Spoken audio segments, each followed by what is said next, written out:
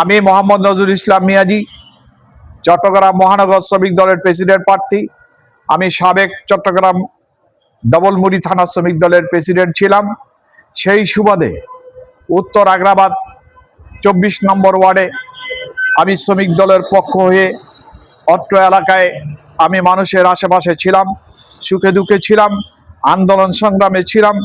মানুষদের, বাংলাদেশ জাতীয়তাবাদী দলের যারা কর্মী সমর্থক ছিল তাদের মামলা হামলা, দুঃখে দুর্দশায় আমি সবসময় তাদের খোঁজ খবর নিয়েছি বিধায় অত্র এলাকার কিছু যুব সমাজ এবং আমাদের কিছু দলীয় মুরব্বীরা চাচ্ছেন যে নজরুল ইসলাম মিয়াজি ভাইয়ের ত্যাগের বিনিময়ে ওনাকে আমরা 24 নম্বর উত্তর আগ্রাবাদ ওয়ার্ডে দলীয় প্রার্থী হিসাবে, ওনাকে কাউন্সিলর হিসাবে দলীয় প্রার্থী হিসাবে দেখতে চাচ্ছি।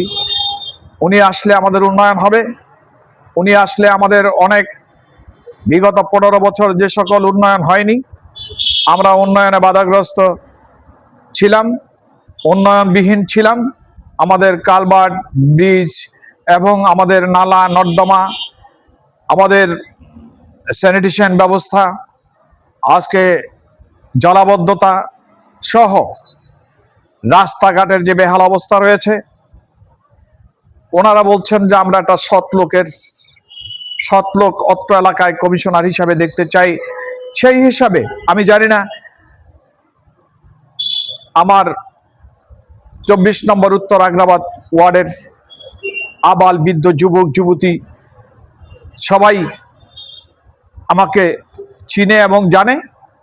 সেই কারণে ওনারা চাচ্ছে, আমিও বলছি যে আমাকে যদি দল নমিনেশন দেয় তাহলে আমি ইনশাল্লাহ নির্বাচন করব।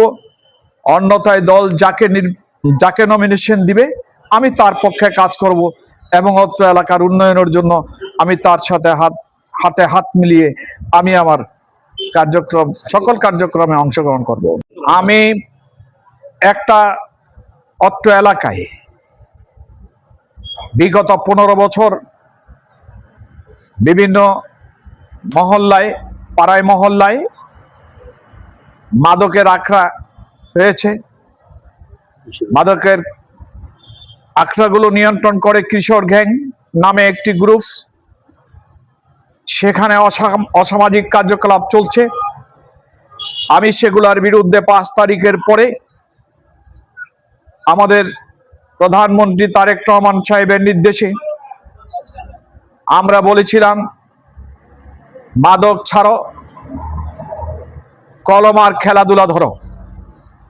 আমরা সেই উদ্দেশ্য নিয়ে অত্র 24 নম্বর আগ্রাবাদ ওয়ার্ডে আমরা মাদক মুক্ত করব, সন্ত্রাস মুক্ত করব, কিশোর গ্যাং মুক্ত করব এবং